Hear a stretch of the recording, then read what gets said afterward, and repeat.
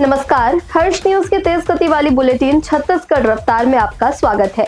चलिए शुरू करते हैं क्षेत्रीय खबरों की तेज बुलेटिन छत्तीसगढ़ रफ्तार।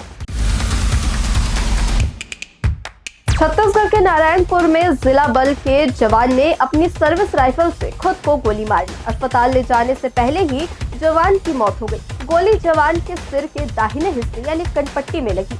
सुसाइड का कारण अज्ञात है। जानकारी के मुताबिक मृतक जवान की पहचान कांकेर निवासी सिंगल जूरी के रूप में हुई है। वह कोडनार कैंप में आरक्षक पद पर पदस्थ था। 25 दिसंबर की सुबह कैंप में ही ड्यूटी के दौरान उसने सर्विस राइफल से खुद को शूट कर लिया। छत्तीसगढ़ के सारंगढ़ बिलाईगढ़ जिले में सड़क हादसे में 2 लोगों की मौत हो गई। दुम्हारी मोड़ के पास एक कार और ट्रक की आमने सामने टक्कर हो गई, जिसमें कार सवार 2 युवकों ने मौके पर ही दम तोड़ दिया। घटना बिलाईगढ़ थाना क्षेत्र की है। भटगांव की ओर से 2 युवक कार में सवार होकर बिलाईगढ़ की ओर आ रहे थे। दोनों नशे में थे। इसी दौरान बिलाईगढ़ क्षेत्र से धान लोड कर एक ट्रक सरसीवा की ओर जा रहा था। दुम्हारी मोड़ के पास कार बेकाबू होकर ट्रक में जा घुसी। ट्रक भी स्पीड में थी। टक्कर इतनी भीषण थी कि कार के सामने का हिस्सा पूरी तरह से डैमेज हो गया। भारतीय रेलवे ने लंबी दूरी की मेल और एक्सप्रेस ट्रेनों का किराया बढ़ा दिया है। नए बदलाव के तहत नॉन एसी और एसी श्रेणियों में प्रति किलोमीटर 1 से 2 पैसे की बढ़ोतरी की गई है, जिससे स्लीपर कोच में बिलासपुर दिल्ली जैसी लंबी यात्रा पर लगभग 26 रुपए और जनरल कोच में करीब 13 रुपए ज्यादा देने होंगे। यह नया किराया 26 दिसंबर यानी आज से लागू हो गया है। स्लीपर और प्रथम श्रेणी साधारण कोच का किराया भी बढ़ाया गया है, लेकिन आरक्षण शुल्क, सुपरफास्ट अधिभार, जीएसटी और किराया राउंडिंग के नियमों में कोई बदलाव नहीं किया गया है।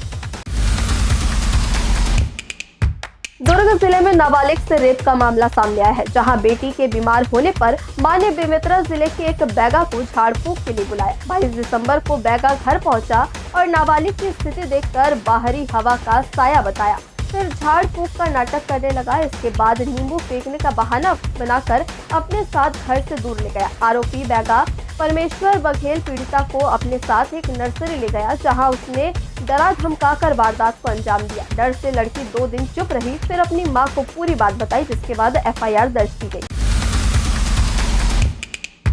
छत्तीसगढ़ के पड़ोसी राज्य ओडिशा के कंधमाल में सुरक्षा बलों ने एनकाउंटर में 6 नक्सलियों को मार गिराया है। इनमें 1 करोड़ से ज्यादा का इनामी central committee member Ganesh Uikey भी शामिल है। 2 महिला नक्सली भी मारी गई है। मारे गए नक्सलियों के शव और हथियार बरामद कर लिए गए हैं। सुरक्षा बलों को कंधमाल जिले के चाकापाड़ इलाके में नक्सलियों की मौजूदगी का इनपुट मिला था।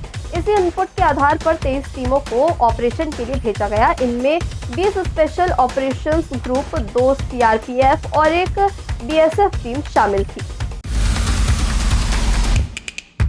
केंद्र सरकार ने 1 अप्रैल 2026 से देश में नया इनकम टैक्स कानून लागू करने जा रही है। नया कानून 1961 से चले आ रहे पुराने कानून की जगह लेगा। नए कानून का सबसे बड़ा मकसद टैक्स प्रक्रिया को सरल बनाना और आम आदमी के लिए उलझनों को कम करना है। नए नियमों के तहत अब सैलरीड क्लास को 12 लाख रुपए तक की सालाना आय पर कोई टैक्स नहीं देना होगा। इसके अलावा टैक्स भरने के लिए अब तक इस्तेमाल होने वाले असेसमेंट ईयर और प्रीवियस ईयर जैसे कठिन शब्दों को हटाकर अब केवल टैक्स ईयर का इस्तेमाल किया जाएगा। रिजर्व बैंक ऑफ इंडिया ने चेक क्लियरेंस को तेज करने वाली फेज 2 स्कीम को पोस्टपोन कर दिया है। यह स्कीम 3 जनवरी 2026 से शुरू होने वाली थी। इस फेज में बैंकों को चेक की इमेज मिलने के 3 घंटे में अप्रूवल या रिजेक्ट करना था। अब इससे आगे की तारीख तक टाल दिया गया है। आरबीआई ने 24 दिसंबर को सर्कुलर जारी कर कहा कि फेज 2 को आगे टाल दिया गया है। फेज 1 ही चलता रहेगा। चेक प्रेजेंटेशन विंडो सुबह 9 बजे से दोपहर 3 बजे तक खुले रहेगी। वहीं बैंक सुबह 9 बजे से शाम 7 बजे के बीच चेक को कंफर्म या रिजेक्ट कर सकते हैं।